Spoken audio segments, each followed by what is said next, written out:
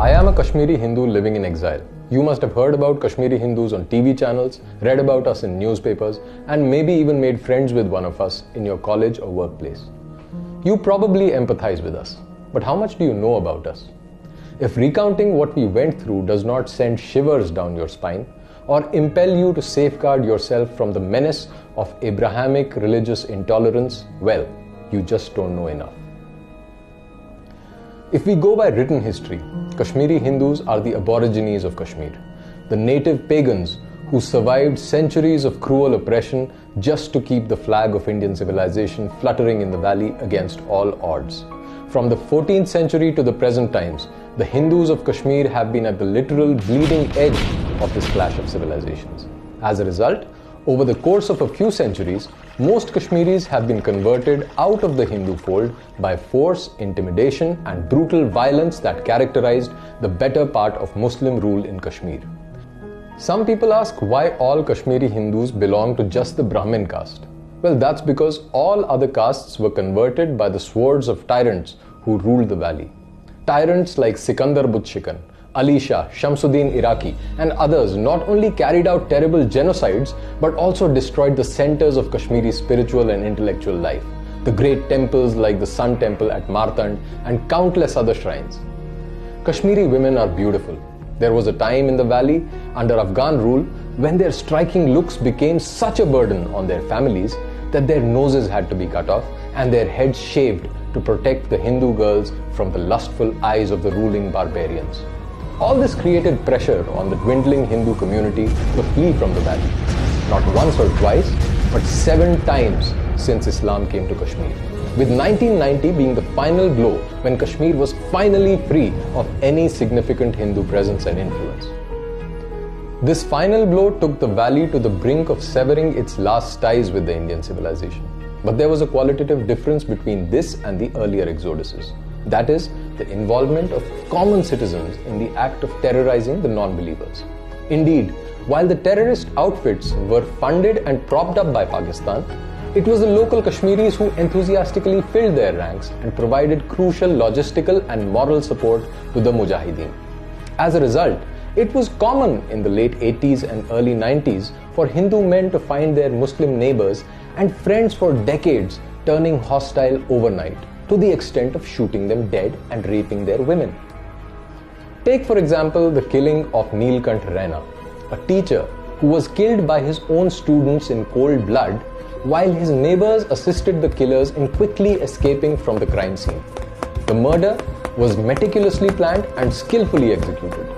It was a demonstration of superlative teamwork by his students and neighbors, who had probably been taught the virtues of collaboration by the veteran teacher himself. Girja Kumari Tikku was a laboratory assistant at a government high school. She had already left the valley along with other Hindus in early 1990 and was living in a refugee settlement in the Jammu province. She went back to the valley for a few days to collect her dues from the school, never to return. On her way to the school, she was kidnapped, gang raped and sodomized before being cut into 2 pieces on a sawmill. She was survived by a 4-year-old son and a 2-year-old daughter. Professor K.L. Ganju and his wife, Mrs. Prana Ganju, were kidnapped along with their nephew. After showering bullets on the professor, his dead body was quickly disposed of into the turbulent waters of the Jhelum. Like in the movies, his nephew was given a choice to jump into the river or watch his aunt's modesty getting outraged, of which he took the first choice and survived. Mrs. Ganju? She was gang raped, her breasts chopped off before she was killed. Just as the dust of Hindu eviction from the valley was settling, it dawned upon the terrorist leadership of the valley and their apologists in the media all over the world that the public perception of the secessionist movement was getting damaged. So a narrative began to be promoted that the then governor of Jammu and Kashmir, Jagmohan, had conspired to get the Hindus evicted so that the Indian security forces may freely oppress the Muslim population. The religious terrorism of Kashmiris underwent a cosmetic surgery and began to be called a political struggle. Always remember, Kashmir is a religious and civilizational conflict. It has no political dimension except on the surface. Now, there are hundreds of gruesome cases of terror and betrayal to narrate, but I chose Neelkanth Raina, Girja Tikku and the Ganju couple to drive home an important point. All of them were killed after the Hindu community had already left. Jagmohan was no longer the governor. He had been recalled by the Home Minister Mufti Sayyid in May 1990 itself. These atrocities were thus a signal from the majority community to the exiled Hindus never to even think of returning to their homeland. Their houses had been occupied, their places were being renamed, Kashmir was no longer theirs. It's been nearly 3 decades now. Kashmiri Hindu is a dying identity. The trauma of several centuries and the terror we have witnessed under the watch of the democratic Indian state has snatched away a sense of belonging and meaning from us. We remain unacknowledged victims of terror, often blamed for being victims of terror. Some of us suffer from the Stockholm Syndrome.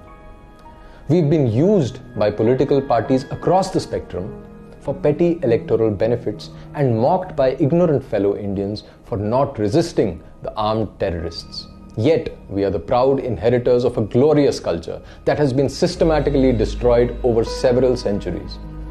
Ultimately, we are a reminder of what may happen to you if you continue to live in denial. So what do Kashmiri Hindus want from fellow Indians?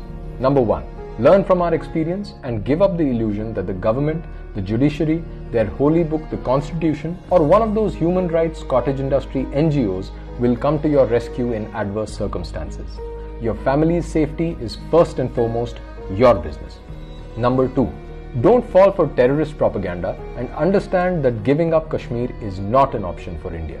Number 3, Kashmir is as much yours as it is ours. Now that the Articles 35A and 370 have been made inoperative, it is important that the step is taken to its logical conclusion, which is to alter the demographic composition of the state to neutralize the extremist mindset that has taken hold of the people of the valley. Number 4, most importantly, help Kashmiri Hindus politically. Don't forget that only the legal status of the state has changed.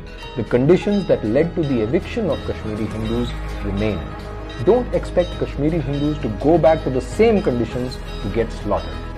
Build pressure on the government to come out with a roadmap for resettlement of all Hindus, not just Kashmiri Hindus in the valley. Kashmir is the crown of the Indic civilization.